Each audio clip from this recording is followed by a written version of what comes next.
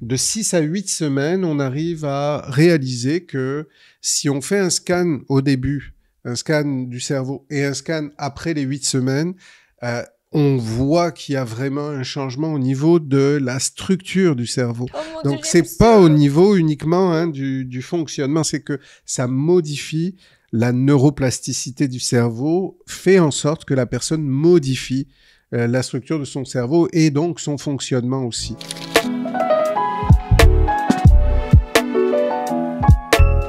Hey, la gang du beach! La gang du beach, aujourd'hui, on parle de quelque chose d'assez sérieux et de très, très commun, peut-être même de plus en plus, la dite anxiété.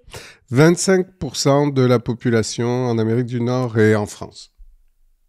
Ah ouais? Ouais. Je m'attendais à plus, en toute sincérité. Mais c'est quand même alarmant, je Et dirais. en fait, peut-être que c'est ça la différence, c'est que on ressent tous de l'anxiété. Est-ce que c'est une anxiété qui devient paralysante? C'est peut-être ça la différence, Ok, en fait. Et en même temps, quand on dit 25%, est-ce qu'il y a des groupes qui sont plus atteints que d'autres? T'sais, on sait que les jeunes aujourd'hui, évidemment, parce qu'on a parlé, puis c'est quelque chose qui va revenir souvent à travers ce qu'on fait, la source d'anxiété vient souvent des réseaux sociaux et du monde ultra speed dans lequel on vit. Source, moi, j'aurais pas tendance à dire source. Je pense que les réseaux sociaux amplifient énormément ce sentiment-là de comme de stress, de un peu d'hyperventilation, là, tu sais, que tout va vite, tout comme et anxiogène, mais la source, moi, je crois vraiment plus que c'est le manque d'outils ou le manque ou comme une déconnexion avec justement ton système nerveux, puis... Ouais, il y a tout ça. C'est vrai qu'il y a déjà beaucoup de choses dans ce que tu dis. Je pense qu'il y a eu aussi vraiment le phénomène pandémie, parce qu'on s'est rendu compte que chez les jeunes particulièrement, ça a eu un impact énorme sur leur anxiété et l'augmentation significative des consultations pédopsychiatriques. Après ouais, vraiment, il y a quelque chose de très notable, parce que l'adolescence, c'est une période où justement on a besoin de vivre, de découvrir, de connecter, d'échanger, d'expérimenter. Et là, les jeunes étaient privés en fait de ça.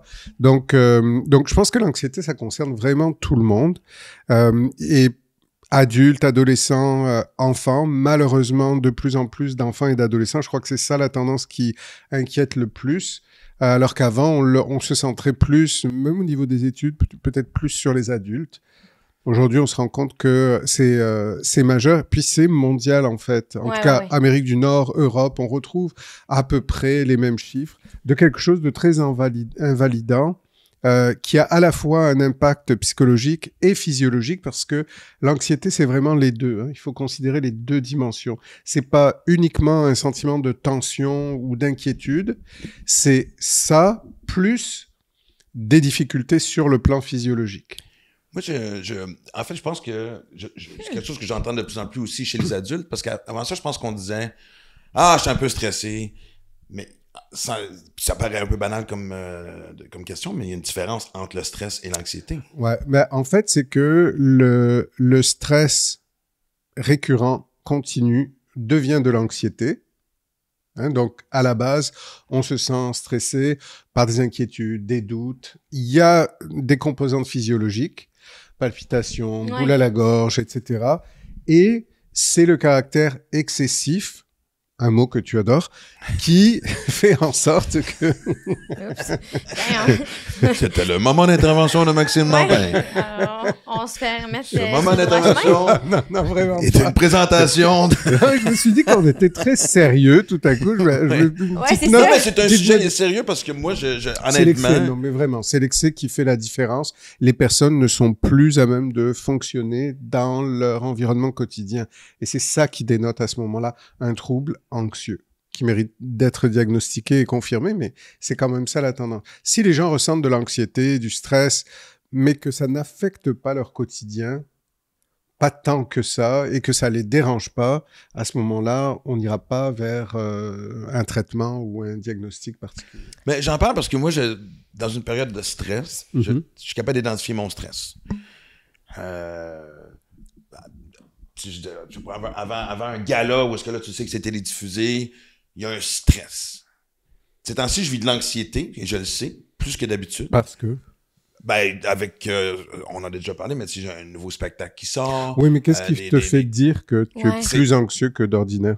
Que c'est pas juste du stress? Parce que Mais en fait, il y a plusieurs façons de le dire, parce que moi, des fois, pour dormir, Zolpidem et un petit peu de clénozépam, c'est ma potion magique.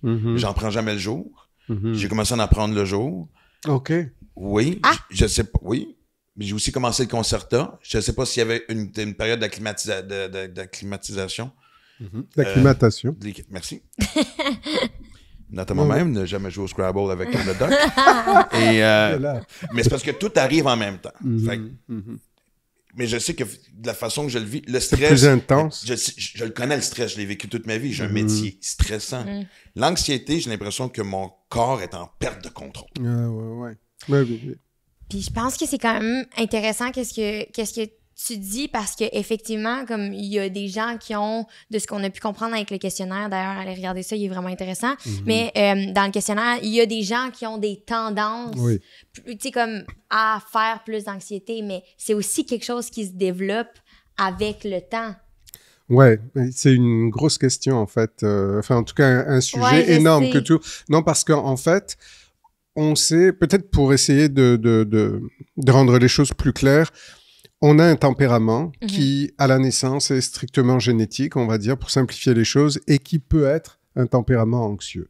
Donc, on sait par exemple que quand on observe 15-20 bébés, certains vont rester la plupart du temps relativement calmes, d'autres vont pleurer beaucoup, d'autres vont être souvent désorganisés, et ça, on sait qu'il y a un tempérament à la base qui va être ensuite renforcé ou diminué par l'environnement dans lequel on évolue. C'est-à-dire que si un enfant au tempérament anxieux évolue dans un milieu anxiogène, on comprend bien que ça va renforcer quoi, en fait? Son incapacité à se réguler sur le plan émotionnel. Donc, on va en parler, de ça, c'est vraiment important.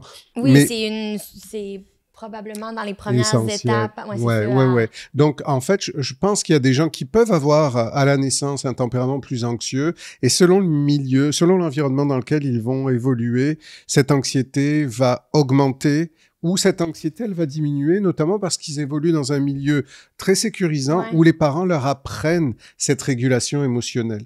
Mais si on pense à chacun de nous, en fait, mais on voit bien qu'en fonction du milieu dans lequel on a évolué, est-ce qu'on nous a appris à réguler nos émotions ou pas? Je vous pose la question. Non. On va dire straight up, la bonne réponse est non. Non, mais puis... je pense que les gens peuvent se la poser aussi. Est-ce que je viens d'un milieu qui m'a aidé à me réguler sur le plan émotionnel quand j'étais stressé, anxieux, inquiet, que j'avais peur, ou que... Est-ce qu'on est venu vers moi pour me dire « Hey, qu'est-ce qui va pas? » Oui, moi, je me souviens... J'ai toujours détesté l'école parce que c'était une source d'anxiété souvent. Ma mère en était consciente, donc... t'es devenu me voir, puis on se calme ici ou ça. Je veux dire, c'était pas quotidien, c'était pas, j'avais des épisodes. Pourquoi l'école, c'était stressant? Je sais pas. J'aimais pas ça de un.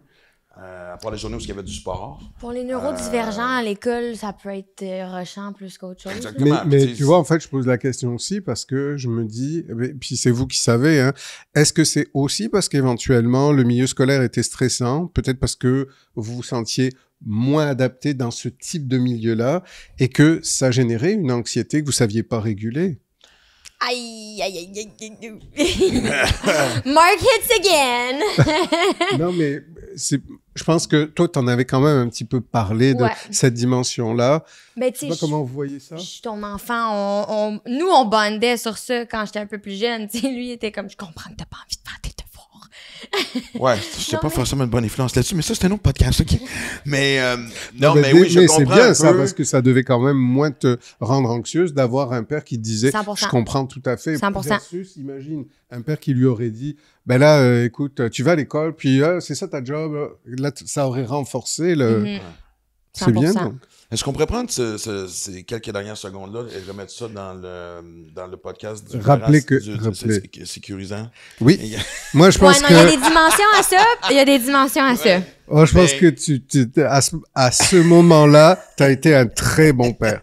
Parfait. Et c'est là le moment collant, les petits collants. Oui, c'est ça. Là t'aurais mérité. Toi, tu le frigidaire.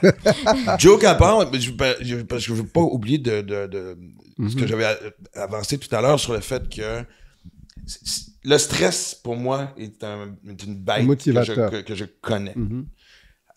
L'anxiété me déroute parce que j'ai l'impression d'être dans un tourbillon. J'ai toujours l'image d'un ouragan où tous les meubles autour... Tu sais, c'est comme essayer d'attraper une patte de meuble pendant... Tous les aspects de ta vie revolent, puis dès que tu prends le contrôle sur un, l'autre s'échappe. Mais c'est ça, qui me fait paniquer, parce qu'en général, je suis capable de... Mais il y a des moments où c'est comme juste... C'est pas forcément... Je tombe pas non plus dans l'hyperventilation. Ça va se faire dans le sens où je vais faire les 100 pas, puis si les gens me posent... Je me demande comment ça va. Ça va juste être exposé fois 1000, genre... Ouvre-moi pas la porte de comment ça va, parce que je vais te parler pendant 5 minutes. Tu comprends ce que je veux dire? Puis cette perte de contrôle-là... Elle est difficile à vivre. Elle est paniquante. Ouais. Mais on revient à la régularisation, parce que... Ça se dit-tu? La régulation. Il y a les deux, mais les deux existent. Mais c'est vrai que souvent, Moi, il me semble que ça sonnait bizarre dans ma bouche. La régulation. Ça, tu sais, le fait de se réguler... C'est là que ça rentre en jeu, tu sais, c'est comme, moi aussi j'ai déjà vécu des épisodes de grande panique, que ce soit des paniques qui suivaient des événements qui sont vraiment paniquants ou vraiment juste comme moi qui est pas capable de se gérer. Ouais, c'est l'interprétation que tu en faisais à ce moment-là. Oui, c'est ça. C'est important que tu parles de panique parce que pour les gens, pour que ce soit clair, dans l'anxiété, il y a différents types de troubles. Donc, les troubles paniques, ça rentre dans le champ de l'anxiété, mais c'est au même titre que, par exemple, les troubles phobiques. Dans le DSM, en fait, notre manuel diagnostique, ça rentre dans la grande catégorie des troubles anxieux. Donc, on peut avoir les phobies. Oui, c'est une grande catégorie, si je peux comprendre. Oui, c'est une grande catégorie. Les phobies sont dedans, c'est clair. Les troubles paniques, l'anxiété généralisée. Donc là, on est dans vraiment une mobilisation plus grande. Il y a des degrés dans tout ça. Mais les phobies, on pourra éventuellement en parler. Tu t'en mentionné. Mais je me dis, moi, en général, lorsque j'ai un moment de panique, d'anxiété, je suis capable de voir la source. Mais j'essaie de peut-être une question que les gens ont pendant qu'on écoute présentement. Parce que j'imagine qu'il y a des gens qui, tout d'un coup, se sentent en pleine anxiété.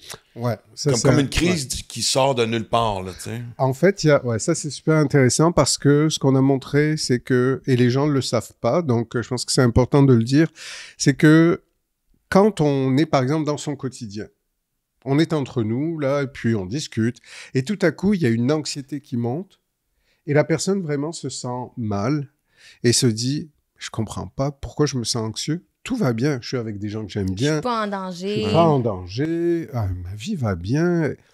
Et ça, en fait, ce qu'on montre de plus en plus, c'est que ça réfère à des mémoires émotionnelles, donc qui n'ont rien à voir avec le moment présent.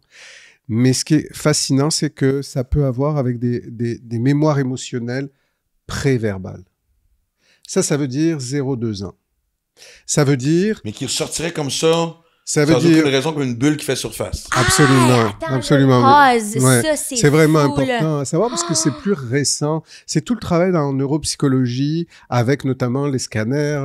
Dernièrement, ça a comme... Vraiment. Au cours des 10, 15, 20 dernières années, là, c'est que en fait, l'idée, c'est que si je suis enfant et que très jeune enfant ou bébé ou je vis un stress intense, donc c'est une énergie très, très envahissante qui a comme impact une forte décharge hormonale, donc qui crée vraiment un trouble, une perturbation majeure sur le plan physiologique, mais je ne comprends pas ce qui se passe. Je suis juste envahi par quelque chose qui me submerge. À ce moment-là, étant donné que je n'ai pas de mots pour essayer de comprendre, de construire ce qui se passe, ou les connaissances, tu sais, comme t'as pas la... Et pas non juste plus pas le cerveau développé assez pour ça. Non, c'est ça, parce que le cerveau gauche est très peu développé entre 0 et 2 ans. C'est surtout le cerveau droit, le cerveau émotionnel, celui qui ressent sans comprendre. C'est pour ça qu'on a besoin du gauche, de notre hémisphère gauche, pour donner du sens à notre hémisphère droit. Sud et nord, on s'en rappelle? Exactement. Bravo. Saison 2. Ou nord et est, ou sud et ouest. Ce que tu veux. Mais- Et le point, c'est que quand tu es pris avec cette énergie-là, si elle n'est pas métabolisée, c'est-à-dire comprise pour pouvoir être éventuellement évacuée, Digérée, puisqu'on ouais, le c'est dit, ça. les émotions sont des messages. Ouais. Si je ne comprends pas le message, je reste pris avec quelque chose d'irrésolu. Et ça crée une mémoire émotionnelle qui est une mémoire corporelle. Plus tard dans ma vie, je me retrouve dans des situations où mon cerveau interprète quelque chose que je ne comprends pas, qui ne passe pas par les mots. Je vais Et qui est très revivre, subtil aussi en même temps, j'imagine. je vais revivre la même être presque activation. transparent, là. Pour de vrai, moi, c'est là-dessus que c'est weird ce que je veux dire, là, mais genre, j'espère que vous allez comprendre, mais c'est de rendre tangibles les émotions, tu sais, de vraiment comme pouvoir les percevoir presque en 3D, dans le sens où, comme ça, genre, j'ai pas le choix de m'en rendre compte, tu sais, de... C'est-à-dire que le réflexe, au fond, et c'est un peu quand tu disais, ben moi, j'ai une anxiété, mais je la comprends, ou je pense que vraiment l'idée pour les gens, c'est de décrocher de cette volonté de comprendre. Et plus de dire, je ne comprends pas, ça n'a aucune importance. Ma première responsabilité pour prendre soin de moi, c'est de revenir à un calme, de traiter l'émotion pour revenir au calme. Par toutes sortes de techniques dont on dispose et dont on va parler, en fait, les outils. OK, mais Ben, c'est ça. Comprendre, c'est après. Comprendre, on n'a pas besoin de comprendre. On a Rationaliser, juste besoin c'est de après. ressentir qu'on n'est pas bien et que ça vaut le coup d'en parler ou ça vaut le coup de mettre en place une technique tout de suite de respiration, méditation, peu importe. Après, on comprendra. Mais si on ne comprend pas et qu'on est envahi d'une anxiété, le réflexe, ça serait de se dire « Ah, voici une vieille mémoire émotionnelle. C'est tout ce que j'ai à comprendre. C'est que c'est une vieille mémoire. » Sans aller au bout de la source. Sans Parce aller que moi, au bout de la source, parce qu'on ne peut pas se souvenir de tout, même si tout reste en nous. C'est-à-dire que notre cerveau n'oublie rien, mais notre capacité d'aller chercher des informations lointaines, elle n'est pas aussi efficace que tout ce qu'on a enregistré. On n'oublie rien de notre histoire, jamais. Et c'est pour ça que parfois, on est si bouleversé parce qu'on est Qu'on démuni oublie, face ouais. à quelque chose qu'on ne comprend pas, mais qui nous habite. Alors, comment on fait pour aller justement régler? Évidemment, pour régler un problème, il faut trouver la source. C'est d'aller... Non, alors, en fait... Non? Non, c'est ça. Mais non, mais je pose la question! Non, mais Non. c'est ta face qui Je vais t'a reposer vraiment stoulé. T'as automatique, Je fait vais genre... présentement prendre une gorgée et ignorer ce qui se passe à ma gauche.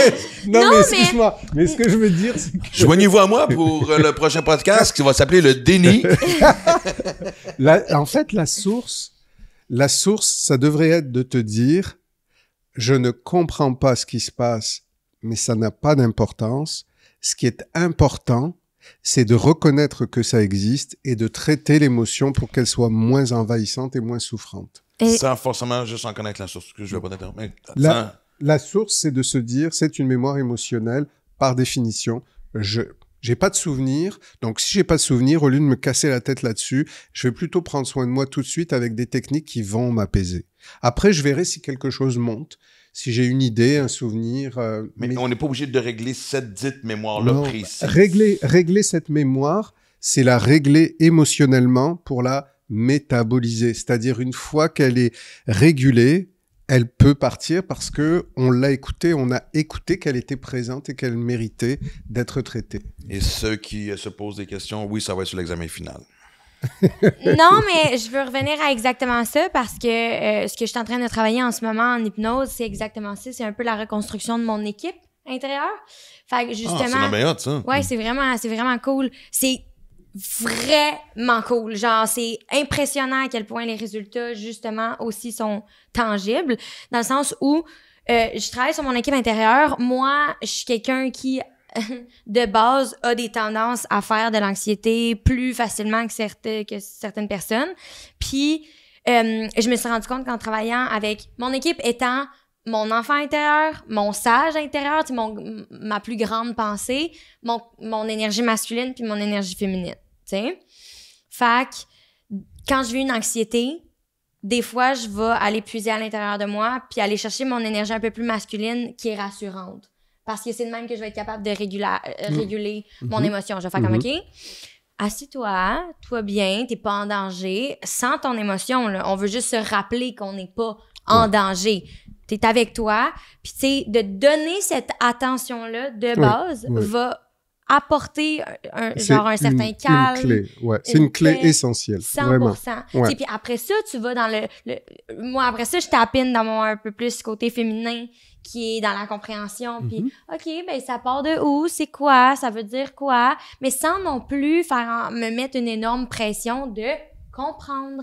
C'est le seul et unique point de faire OK, je m'assois dedans, puis je m'écoute. Ton corps réagit 100 fois mieux. 100 fois mieux. Bien sûr. Et puis, tu vois, ça, c'est une technique, celle dont tu parles, que les gens peuvent emprunter, justement, d'aller chercher différentes parts de soi pour essayer, justement, de se l'apporter à soi. Puis de prendre un bon contrôle sur cette émotion, puis de la visualiser, par exemple, etc. Il y a des gens qui, en thérapie, on parle de, vous ne savez pas quoi faire, mais moi, je dis souvent aux gens, si vous étiez un parent bienveillant, qu'est-ce que vous diriez à cet enfant-là qui est en train de vivre quelque chose de désagréable?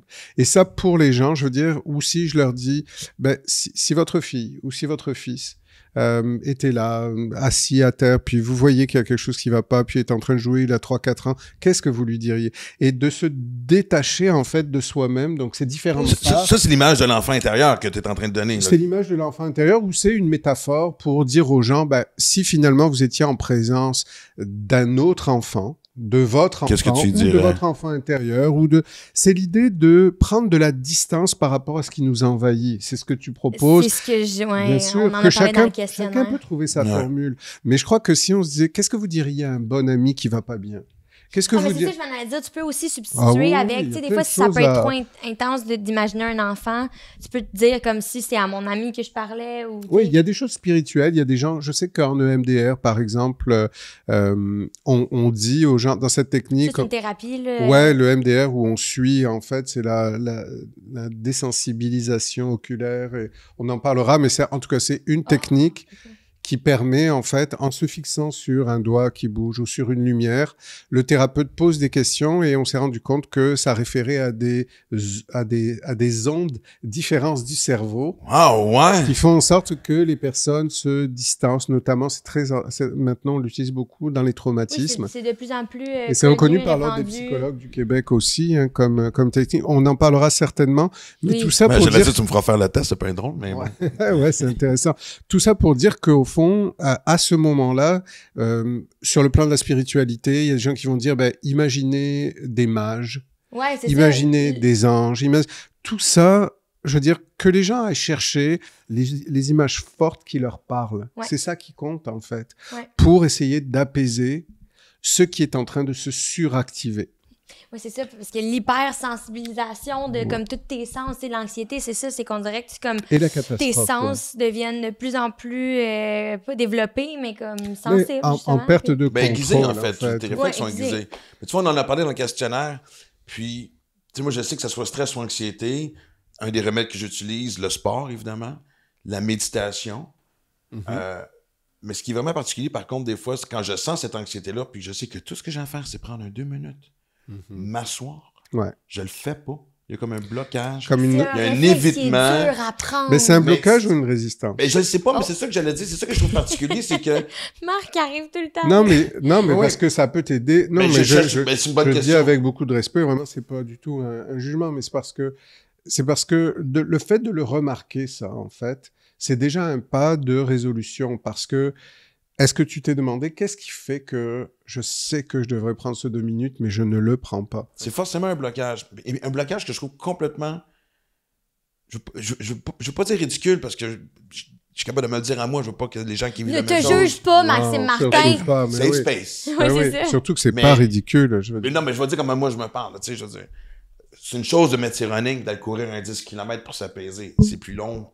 Peu importe. Mais juste de dire, je vais m'asseoir, je vais partir mon application méditation, je vais mettre ça sur YouTube devant ma télévision.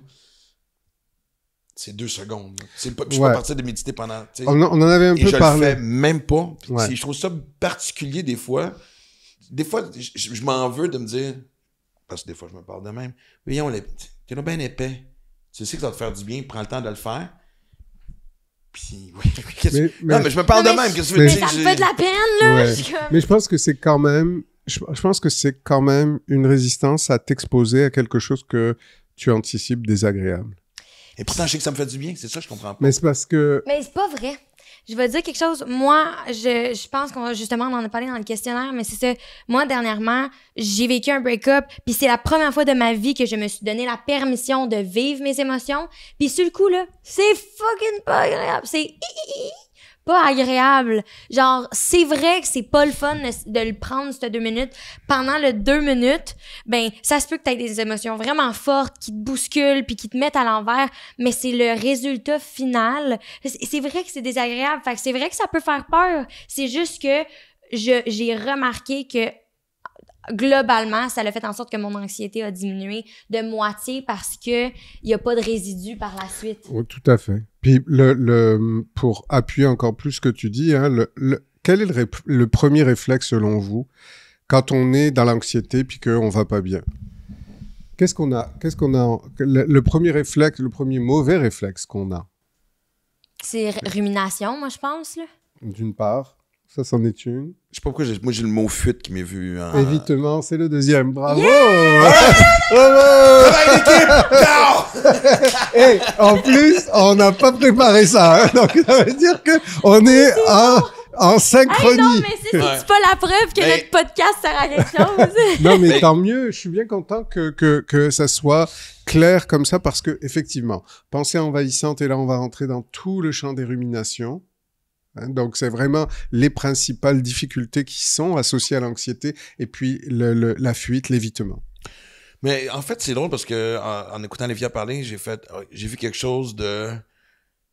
Ça m'a fait comprendre que oui, c'est vrai que le 2 minutes que tu es supposé de prendre pour régler l'anxiété, le résultat fait du bien, mais tu dois visiter ce qui est dérangeant. Le 2 minutes. Et je pense que c'est exactement ça le point. C'est que je crois que la partie d'évitement, même si tu sais au final que la résultante, ça va être d'aller mieux, je pense que le processus par lequel tu dois passer n'est pas invitant et c'est ça que tu évites. Parce qu'on en a déjà parlé dans le sens de t'arrêter et ne rien faire.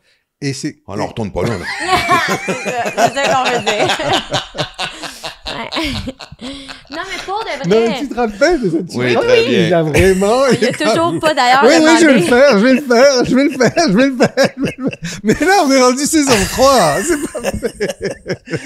Non, mais je vais continuer, mais c'est vraiment intéressant ce que Vas-y. mais non, mais quand tu veux le parallèle, dis justement à rien faire, ce qui venait me chercher. Ouais. Encore une fois, ce que bien des gens peuvent s'identifier à, parce que c'est drôle parce que quand on a passé cet extrait-là sur nos réseaux sociaux, la réponse que j'ai le plus vue, en tout cas du moins sur les miens, peut-être que qui se ressemble, ça semble, mais il y avait beaucoup. Je serais pas capable non plus. Oh mon Dieu, juste essayé. C'est vrai, ok, ouais, c'est intéressant. Oui, juste, les gens s'associaient à cette espèce de... Mais c'est particulier quand même de se dire, quand on y pense bien, hein, est-ce qu'il est vraiment possible que je sois incapable de ne rien faire? Pour moi, c'est paradoxal, cette phrase. Ouais. C'est comme... Vraiment, c'est si difficile de ne rien faire. En fait, l'idée, c'est ne rien faire. Donc, comment ça peut être difficile? Et c'est forcément une interprétation, une fausse interprétation qui fait anticiper une douleur, une souffrance, un malaise avec lequel on n'a pas envie d'entrer en contact. Donc, c'est vraiment de l'ordre de la résistance. Et c'est ça qui est vraiment à vaincre parce que je le dis souvent, hein, aucune peur ne peut être vaincue si on n'y fait pas face. Mais il y a aussi le point, je veux vraiment revenir là-dessus parce que c'est comme pas mal rendu ma réalité puis c'est un des trucs qui m'a le plus aidé, mais la création d'espace entre ton émotion et ton être. Ce que je veux dire par là, c'est que c'est fondamental, comme on vient de le dire pendant les 10 dernières minutes, que tu rentres en contact avec ton émotion parce que c'est inévitable. Elle est là. Et elle ne partira pas, c'est ça l'idée. Exact. Quoi. Une émotion qui n'est pas vécue ne disparaît pas. Non, disparaît pas, elle c'est le bon mot. Elle se transforme, oui. elle se positionne ailleurs, mais reste que pendant longtemps, là, pis ça, mes parents peuvent en témoigner, mes amis peuvent en témoigner, je me suis souvent identifiée à mes émotions fortes. Puis je dis fortes parce que vu que j'ignorais mes émotions puis que je m'assoyais pas dedans, on dirait comme je m'identifiais vraiment à ça, puis ça devenait encombrant. Mais comment mais ça, c'est intéressant ce que tu veux, parce qu'au fond, est-ce que tu veux dire que tu pensais être ton émotion plutôt que de dire « je suis en train de vivre » une émotion, mais elle ne me définit pas, etc. 100%. C'est exactement ça. Tu sais, justement, je vivais mon anxiété, puis j'étais comme, ah, ça y est, je suis quelqu'un d'anxieux. Wow. Tu sais, puis nos paroles définissent notre réalité dans le sens où la manière qu'on se parle, la manière qu'on parle aux autres, la manière, tu sais, c'est comme, c'est une définition. Oui, ça fait partie de notre perception de la vie, tu sais. Je suis ce que je pense. Je suis ce que je pense 100%. Mais c'est drôle, c'est fort parce que ce que tu viens de dire, Je peux y revenir. Ah, excuse-moi. Non, vas-y, je connais full mon sujet. OK. Non, mais c'est vrai dans le sens où c'est ma réalité. C'est l'avantage quand on est anxieux. Je confirme que j'improvise présentement.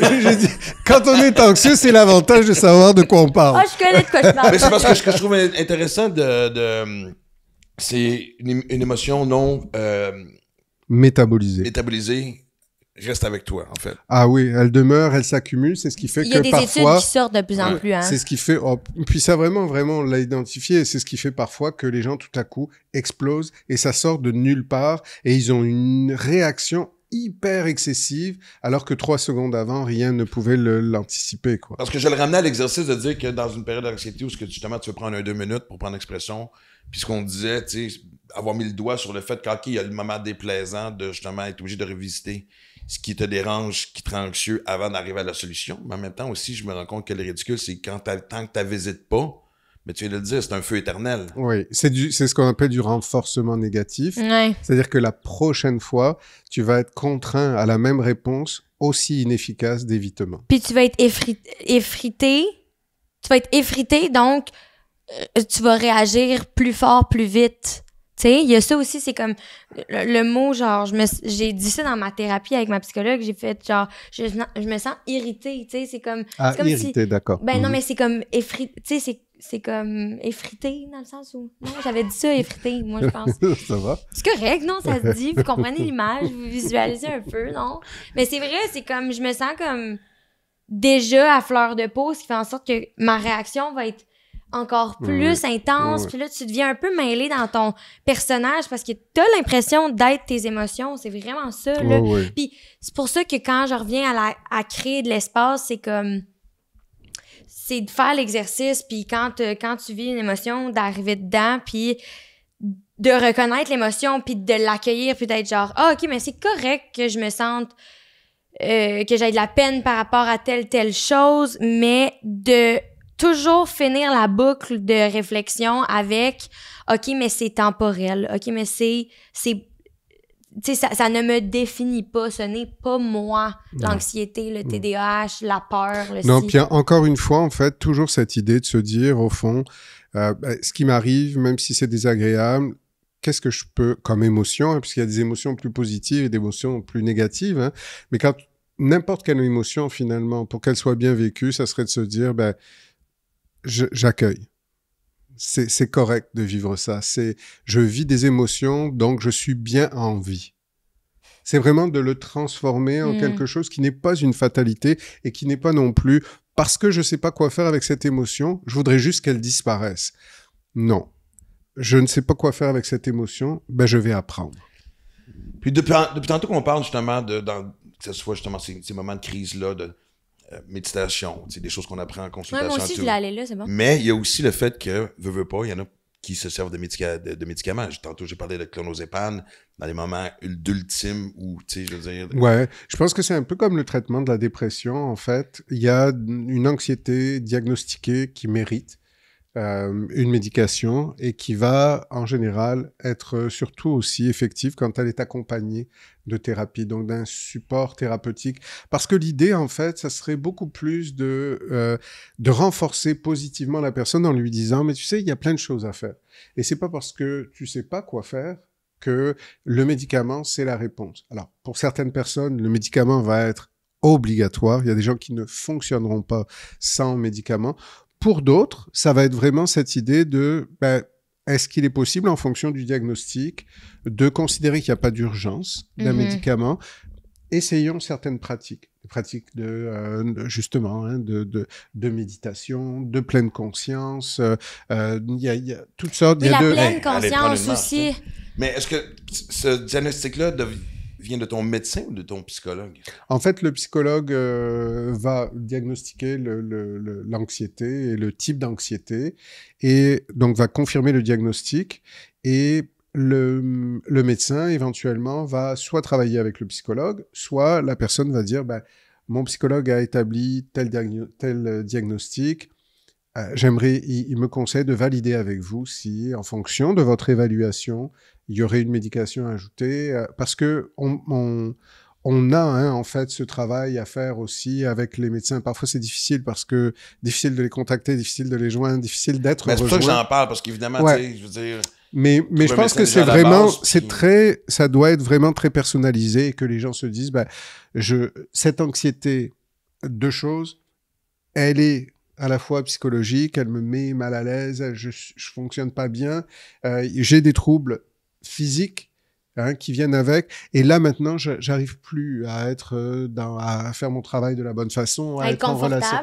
Exactement. Et là que les gens aillent consulter, valider en fait, et puis ensuite il y a plein de choses à faire, comme on le disait. C'est sûr que tout ce qui va considérer le ralentissement du rythme intérieur, c'est toujours la réponse pour l'anxiété. Parce que comme on veut offrir des solutions, puis j'imagine, tu sais, ce que j'entends souvent, c'est des gens, mon Dieu, que c'est dur de trouver un médecin de famille, puis tu vas dans des cliniques, ce rendez-vous, puis t'as à peu près, tu sais, si t'as 10 minutes avec le médecin, c'est beau. Puis on a mentionné souvent, tu sais, trouver des bons psychologues, des psychologues en général, c'est difficile. Fait qu'imagine, de combiner les deux, ça peut paraître comme, mon Dieu, comment je vais arriver à mes fins, mais j'encourage les gens à le faire quand même. Je pense qu'il y a des étapes que tu peux faire au préalable, dans le sens où on parle de réguler le système nerveux. Moi, c'est également quelque chose qui m'a énormément aidé. On vit dans un monde où tout va à 150 000 à l'heure en plus, là. Fait que notre système nerveux sympathique, qui est comme celui qui est plus en accéléré, là, c'est comme le fight or flight, tandis que le parasympathique, c'est le rest and digest. Fait que je veux juste clarifier ça, mais on est constamment dans une certaine vitesse qui nous demande d'être un peu plus en réaction, tu sais. Puis c'est de jouer un peu contre, justement, tout ce qui se passe dans le monde, puis revenir à le téléphone. Le téléphone, ça, c'est quelque chose, tu sais, qui nous rend un peu plus anxieux. Moi, je m'assure le matin de pas toucher à mon téléphone. Le soir, je le mets de côté. Puis ça devient un réflexe, ton corps, il aime ça, tu sais. Fait que c'est comme si tu te mets pas trop de pression d'acquérir ça. Ouais. Ça peut aider le yoga, comme tu dis, la méditation. Ouais, vraiment. La respiration, les respirations profondes, journal thérapeutique, c'est-à-dire le fait de s'arrêter. Pleine conscience, de se mettre à écrire, d'être dans le moment présent. Tout ça, en fait, sont des techniques, la pleine conscience. On a vraiment, puis que les gens aillent voir. En fait, il y a plein de choses gratuites sur Internet, notamment à l'origine, c'est un chercheur, en fait, qui a travaillé beaucoup dans les milieux hospitaliers d'abord. Il s'appelle Kabat-Zinn, en fait. Kabatzin. Je crois qu'il y a même 2 N. Et là, il y a plein de choses sur Internet de ce type de méditation. C'est-à-dire qu'on s'est rendu compte qu'il a pris, en fait, toute la philosophie bouddhiste, il a enlevé la spiritualité et il a gardé toutes les pratiques de méditation. Comme une simple pratique. Ça me parle! C'est vraiment intéressant. Et en fait, il s'est rendu compte que, d'abord, c'était dans les milieux hospitaliers, puis ça fonctionnait bien, notamment avec les personnes atteintes de cancer. Ça réduisait leur niveau de souffrance, ça réduisait leur anxiété. Ensuite, il a travaillé avec des groupes comme des groupes d'anorexiques, et il s'est rendu compte que là aussi. Et puis, ça a vraiment c'est devenu extrêmement populaire. Et ça, ce sont des choses qui sont accessibles. C'est-à-dire que on peut faire de la méditation guidée. Il y a des gens qui vont dire c'est plus facile quand j'entends une voix qui m'amène vers un lieu. Ouais, tout à fait. Sinon, c'est une question de TDAH aussi. C'est juste que je pars si j'ai pas quelqu'un qui me parle. Moi, ça me prend la méditation guidée. Je pense que c'est plus un travail parce que moi, je suis autant TDAH que toi. Puis c'est juste que je me suis tellement donné de restrictions de réussir à m'apaiser. C'est que c'est vraiment la régularité qui fait la différence. C'est-à-dire que si vous faites, dans un moment d'anxiété, vous faites une méditation guidée, il est probable que ça vous apaise un peu, mais pas tant que ça. Si par contre, Parce que c'est encore extérieur, c'est pas interne. C'est que ça n'a pas créé d'empreinte. On se rend compte que pour qu'une méditation guidée soit effective, puis que les gens, si on en fait tous les jours, pendant quelques minutes, c'est beaucoup plus rentable que si on n'en fait jamais et juste une fois quand on est anxieux. Et pour que ça ait une empreinte, pour qu'on l'observe au niveau du cerveau, c'est environ autour de 6 à 8 semaines. Ouais, fait que 20 de 6 à 8 semaines, on arrive à réaliser que si on fait un scan au début, un scan du cerveau et un scan après les 8 semaines, on voit qu'il y a vraiment un changement au niveau de la structure du cerveau. Oh Donc, Dieu, c'est pas au niveau uniquement du fonctionnement, c'est que ça modifie la neuroplasticité du cerveau, fait en sorte que la personne modifie la structure de son cerveau et donc son fonctionnement aussi. Avec une méditation quotidienne, pas juste 2-3 fois par semaine pendant les 8 semaines. Ouais, en tout cas, un programme régulier de 8 semaines, 12 semaines. Tout ça sont des périodes assez charnières où on se rend compte qu'il se passe quelque chose vraiment, où la personne sent une différence. Et c'est vraiment aussi un retour à soi qui fait en sorte que, on le comprend, puis après j'arrête avec ça, mais si... Continue! Non, mais c'est parce que je veux pas prendre trop de temps de parole. Non, mais je pense que c'est un épisode important que tu prennes la parole. Si, a priori, j'ai peur d'être en contact avec moi-même et de fermer les yeux et de m'arrêter parce que je sens que c'est désagréable, mais on comprend bien que au jour 1, c'est très désagréable, au jour 2 aussi, au jour 3, un tout petit peu moins, au jour 4. C'est cette habituation qui fait que on vient de faire tomber la peur initiale. Si je suis exposé à quelque chose régulièrement, tout à coup, ça m'effraie plus. Tout à coup, ça me fait pas peur. Tout à coup, ça rentre dans un mode de fonctionnement. Redirection autoroute neuronale. Faut que les gens voient ça comme n'importe quoi aussi dans la vie. Je veux dire, quand on entend le fameux retour au gym aussi, les premières fois, évidemment, c'est plus douloureux qu'une fois que l'habitude en bas. Bien sûr. Faut que les gens voient ça comme... Des objectifs réalistes aussi. C'est-à-dire j'ai pas, au jour 1, je serai pas un moine bouddhiste. Puis je vais pas méditer pendant 2h30. Non, puis c'est bien correct. Puis je ferai pas de lévitation. Puis donc, de rester vraiment... Ça arrive la deuxième semaine. C'est comme ça que je t'ai retrouvé ce matin quand j'ai ouvert la porte. Ouais, c'est ça. Il faut qu'on... Il l'évitait. Non, mais... On le baisse du plafond. Ben, en fait, je pense que c'est quand même intéressant qu'on parle de routine. Puis je veux clarifier quelque chose, là. Peut-être que mon message va être un peu mélangeant, là, mais... souvent, on se met beaucoup de pression justement pour avoir une routine. Tu sais, comme on part la nouvelle année, on dit « OK, ben là, je vais méditer à chaque jour. » Puis on se met une genre de... On anticipe une manière de voir puis une manière de faire qui est comme un peu castrante dans un certain sens. Anxieuse. Oui. C'est une approche anxieuse. Tu vois, fait que je veux c'est exactement ce que j'ai appris puis ce que je veux que les gens partent avec à la maison, c'est pas grave de pas avoir une routine fixe. L'importance, c'est de reconnaître que ces outils-là vont t'aider au final. Puis, tu sais, quand j'ai commencé à méditer, là, je faisais genre 1 ou 2 minutes, là. Ben oui. Juste pendant 2-3 semaines. On s'en fout. C'est pas grave. C'est le concept d'incorporer ça dans ton cerveau, régulièrement, comme tu dis. Puis, le 1 minute, peut-être que t'auras même pas le temps d'être anxieux. C'est vraiment juste le concept de t'asseoir dedans puis de t'habituer à faire cette action-là qui, à un moment donné, va faire du sens puis va être comme apaisante plus que stressante. C'est qu'en fait, on s'est rendu compte, tu vois, que par exemple, si un bébé est anxieux, il pleure, et que les mères sécurisantes le prennent dans ses bras, elle le prend dans ses bras, puis elle le caresse doucement, elle lui parle. Étant donné que le rythme cardiaque de la mère est régulé, on se rend compte que tout à coup, il devient incohérent. Le bébé... De par le contact physique. De par le contact physique et de par l'énergie de calme de la mère. C'est difficile de rester anxieux à côté de quelqu'un qui te dit « Je comprends, ça va aller, je suis là, tu sais. » Qui amène de la chaleur. C'est difficile de rester anxieux, mais même comme adulte, si t'es anxieux ou si t'es anxieuse puis que je suis près de vous et que je dis « Mais ouais, je comprends, c'est vrai, c'est pas facile. » Ou inversement, si vous le faisiez pour moi, c'est sûr que ça m'apaiserait. 100%. Et c'est ça qu'on a besoin de créer avec soi-même. D'accord? Donc, on n'a pas parlé de co-régulation, mais c'est fondamental aussi, hein, dans les relations de couple notamment. La co-régulation, c'est moi, je suis dérégulé, c'est-à-dire je suis anxieux ou en colère, et j'ai quelqu'un près de moi qui, au fond, me tend la main dans le calme, dans la chaleur, dans la bienveillance, avec une parole rassurante, avec « Ouais, je comprends ce que tu vis. C'est vrai que ça doit pas être facile. Je suis désolé si j'ai créé ça. » C'est sûr que déjà, de se retrouver dans ce type de relation avec quelqu'un qui nous accueille, ça nous apaise. On a tous besoin de ça. Mm. Puis je vais revenir un peu de la façon qu'on a commencé le podcast où, évidemment, on sait que chez les jeunes, on l'entend le mot anxieux. Je pense que chez les adultes, justement, de commencer à faire la différence entre je suis stressé et je suis anxieux, parce qu'il y en a une différence, puis de se l'avouer aussi.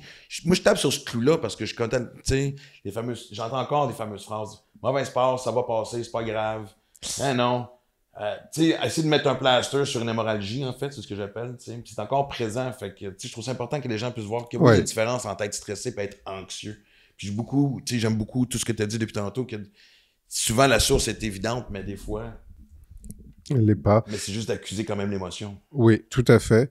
Puis peut-être on peut citer quelques applications qui pourraient aider les gens, ou parce que j'en avais relevé quelques-unes. Ben oui. Hein, comme outil. Go, 100%. On peut les mettre aussi à l'écran, j'imagine. Justement dans tous des aspects un peu plus numériques, il y a une application québécoise qui s'appelle TAO, Therapy Assisted Online, et c'est utilisé, c'est très bien fait, c'est utilisé dans plusieurs universités et cliniques québécoises, et ça s'appuie vraiment sur les principes de thérapie cognitivo-comportementale. Les gens peuvent aller voir, ils peuvent justement voir comment ça se passe, comment on travaille l'anxiété. Il y a dans les applications de pleine conscience et de méditation guidée, il y a une application dont on m'a souvent parlé en thérapie depuis des années. Non, ça s'appelle Petit Bambou, et j'en ai entendu parler. Ouais. Ça vient de France, en fait. C'est une application qui propose des méditations guidées qui sont adaptées aux personnes anxieuses. Donc, les gens peuvent aller voir.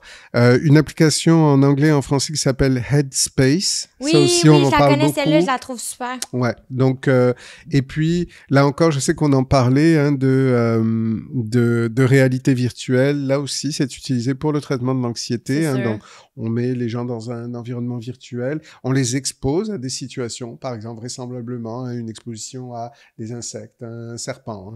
Des avions, tout ce qui peut créer finalement des phobies. Mais je dirais aussi qu'il y a des choses assez intéressantes en neurotechnologie. Et au Québec, il y a un exemple québécois qui s'appelle Neuroperforma, où on essaie d'entraîner le cerveau à réguler en fait son activité. Et ça, c'est vraiment pour réduire l'hyperactivité cérébrale, donc particulièrement adapté comme traitement à l'anxiété. Puis, évidemment, il y a toutes les approches ensuite traditionnelles, thérapeutiques, de consultation, etc. Mais les gens peuvent aller chercher des choses sur Internet qui sont gratuites et accessibles. Méditation guidée, il y en a plein qui sont complètement gratuites. Puis Kabat-Zinn, c'est bien avec 2 N à Zinn. Je veux que les gens aient la bonne information. Ben oui. Tout le long, on a parlé évidemment de ce sentiment-là d'anxiété qui peut venir justement de mémoire, de ci, de ça. Mais je suis en train de penser par contre à ceux qui vont dire je suis anxieux par rapport à l'environnement, à ma vie. On sait que la situation financière est quelque chose qui stresse de plus en plus les gens parce que on voit vraiment qu'il y a un écart qui se creuse entre les riches et les gens qui sont moins fortunés. Des choses qui sont difficiles à contrôler. La situation mondiale pèse. Bien sûr. Moi, je me rends compte que j'aime ça être au courant de ce qui se passe dans le monde. J'arrête. Ça peut hanter ma nuit, ma soirée et tout. Donc, mais je reviens, c'est des choses qui sont quand même un peu hors de notre contrôle quand ça devient une source d'anxiété. Comment qu'on peut faire? Quand ça part de toi, tu te dis, OK, je peux le... En fait, c'est parce que c'est un peu complexe ce que tu dis, parce que au fond, c'est pas le déclencheur n'est pas la cause, si j'avais à le dire de façon résumée. C'est-à-dire que ça n'est pas la guerre dans le monde qui cause l'anxiété, c'est l'interprétation que je fais de ce fait. Puis si on vient justement à quelqu'un qui dit c'est bien beau méditer, c'est bien beau penser à ça, mais j'ai une réalité de vie qui fait que... C'est de revenir à cette idée de puisque je vis de l'anxiété, c'est moins important de me dire est-ce que je devrais être anxieux par rapport à ça que de se dire oui mais je suis anxieux. Donc, au lieu d'essayer de me torturer, à me demander est-ce que je devrais pas, ben, je vais déjà essayer de commencer par ce qui est disponible ici et maintenant, tout de suite. La méditation, la pleine conscience. C'est ça l'idée, quoi, en fait. À toi. Honnêtement, c'est ça que je m'en allais dire. Puis si je peux, comme round up ces deux interventions-là, c'est vraiment que moi, je pars d'une place, pour de vrai, je vous le dis, ça paraît peut-être pas de même ou...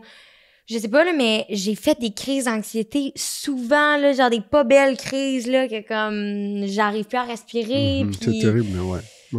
Genre, je sais c'est quoi de l'anxiété, puis vraiment, là, le dénominateur commun est l'amour / l'attention que je me suis accordé, vraiment, exactement, a changé drastiquement le outcome du niveau d'anxiété et de stress. Et de transformer les pensées aussi, de passer à je sais pas quoi faire, je suis pas capable, je vais me faire mourir, mais oui, je suis capable. Mais oui, il y a des choses à faire. Je vais aller chercher des informations, je vais aller lire, je vais aller me renseigner. On a cette aptitude, en fait. Et puis, d'oser regarder ses résistances en face. C'est-à-dire, qu'est-ce qui fait que je sais ce qu'il faudrait faire et je continue à ne pas le faire? Pourquoi je m'impose ça? Et ce côté destructeur à aller confronter aussi, quoi, en fait. Hein?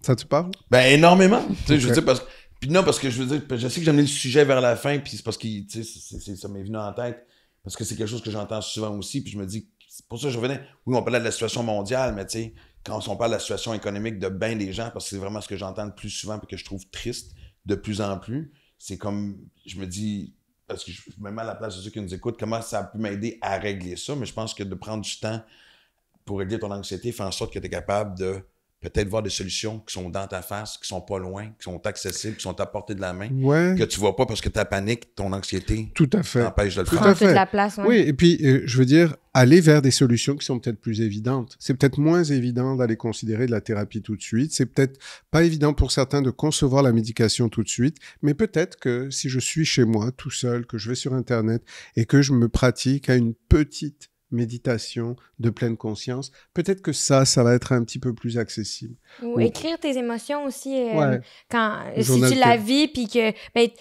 t'es au travail, puis tu donnes pas vraiment la permission de la vivre, mais tu sais, d'écrire dans ton téléphone, dans tes notes, maintenant, c'est quand même accessible. Ça aussi, ça peut aider de juste l'extérioriser de même. Tout à fait. Je suis content qu'on ait donné aussi autant d'options de... On dirait ce qu'on voudra quand même, les applications, quelque chose de quand même très pratique, porter de la main, facile. D'essayer de commencer par ça avant de dire, parce que aussi de dire, moi, me chercher des pilules est aussi des fois une option facile, mais peut-être, il y a peut-être d'autres étapes à... Parfois, c'est adapté, parfois, ça le sera moins. Ce qu'on a fait, au fond, aujourd'hui dans cet épisode, c'est de rappeler aux gens qu'ils ont un potentiel de résilience. Hey, je m'en allais exactement dire ça. Je veux que le mot de la fin soit... Vous avez le pouvoir de changer les choses. Il faut juste vraiment aller chercher les bons outils et puis aller vraiment contacter sa résilience, quoi. On en a tous une part. Certains en ont plus que d'autres. Mais on a tous quelque chose à faire par rapport à nous-mêmes, en fait. Tout le monde mérite d'être bien. Donc, le mot de la fin, c'est résilience. Voilà. Merci d'avoir été là. Évidemment, on vous encourage à aller remplir le questionnaire que Marc nous pose à chaque épisode pour justement identifier certains traits, certaines tendances. Puis on espère que l'épisode a rendu les gens moins anxieux. On espère. Je l'espère for real.